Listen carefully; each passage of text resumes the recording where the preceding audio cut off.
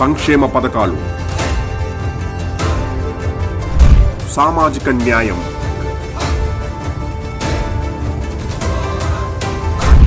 మహిళా సాధికారిత, రైతు వికాసం. ఈ పదాలు వినగానే మనకి గుర్తు వచ్చే ఒకే ఒక్క పేరు వైఎస్ జగన్మోహన్ రెడ్డి.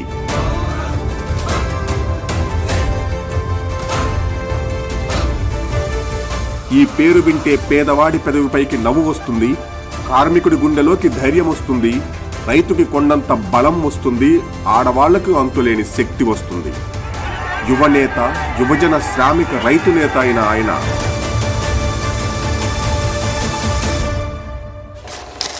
1972 డిసెంబర్ 21వ తారీఖున పులివెందులలో పుట్టాడు. దేశంలోనే గొప్ప స్కూల్స్ లో ఒకటైన హైదరాబాద్ పబ్లిక్ స్కూల్లో చదివాడి మాస్టర్ మైండ్.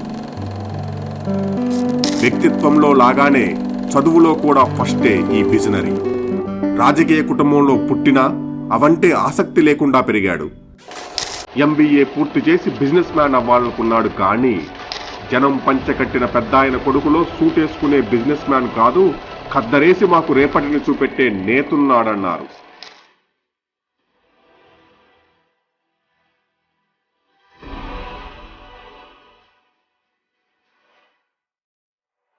ఊరూరా అభిమాన సంఘాలు పెట్టి వాడవాడలా పోస్టర్లేసి రావాలి జగన్, కావాలి జగన్ అని గొంతెత్తారు. 2004లో తండ్రి సీఎం అయినా జగన్ రాజకీయాల్లోకి రాలేదు, పోటీ చెయ్యనూ లేదు, పదవులు చేపట్టనూ లేదు. బిజినెస్ లో విజయయాత్ర కొనసాగిస్తూ హైయెస్ట్ ట్యాక్స్ పేయర్ గా నిలిచాడు. చివరికి ప్రజలు బలవంతం చేస్తే మీ అందరితో ఒక్కరిగా, మీ అందరిలో అన్నగా తమ్ముడిగా మీకు అండగా నిలబడి ఉంటాడు, ఆశీర్వదించమని కోరుతున్నాడు. 2009లో అది కూడా ఎంపీగా పోటీ చేశాడు. బంపర్ మెజారిటీతో గెలిచాడు. వైఎస్ జగన్మోహన్ రెడ్డి అని నేను లోక్సభ సభ్యునిగా ఎన్నుకోబడినందున దైవసాక్షిగా ప్రమాణము చేయుచున్నాను.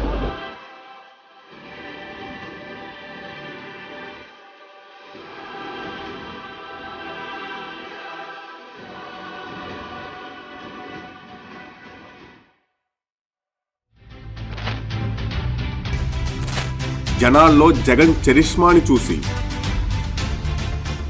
నేను లేకపోయినా నా జనాలకు నా కొడుకున్నాడనుకున్నాడేమో ఆ మహానేత వైఎస్ఆర్ మేఘాల్లో కలిసిపోయాడు.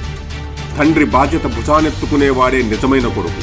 తన బాధని దిగమింగి జనాల కన్నీళ్లు తుడిచేవాడే నిజమైన నేత. జగన్లోని కొడుకు జనాలకి నేతగా మారాడు. అందరికీ ఆప్యాయతని పంచి జగనన్నగా అవతరించాడు. బెదిరింపులని, వేధింపులని, చెరసాలని, సాధింపులని తట్టుకొని నిలబడ్డాడు. ప్రజల పిలుపుతో వచ్చిన నేత వారి గుండెల్లో పాతుకుపోయాడు. విజయం అందరికీ వస్తుంది, కానీ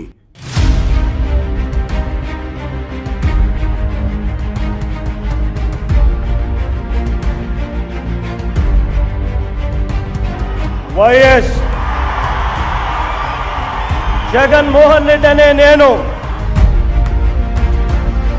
చారిత్రాత్మక విజయం కొందరికే వస్తుంది. చరిత్ర తిరిగి చూస్తే విజయం జగనన్నకి వచ్చింది. ఆయన అద్భుతమైన పథకాలు ప్రవేశపెట్టే నాయకుడు, కొత్త పద్ధతులను తీసుకొచ్చే విజనరీ, రాష్ట్రాన్ని ముందుకు తీసుకువెళ్లే మార్గదర్శి. Happy birthday Jagananna.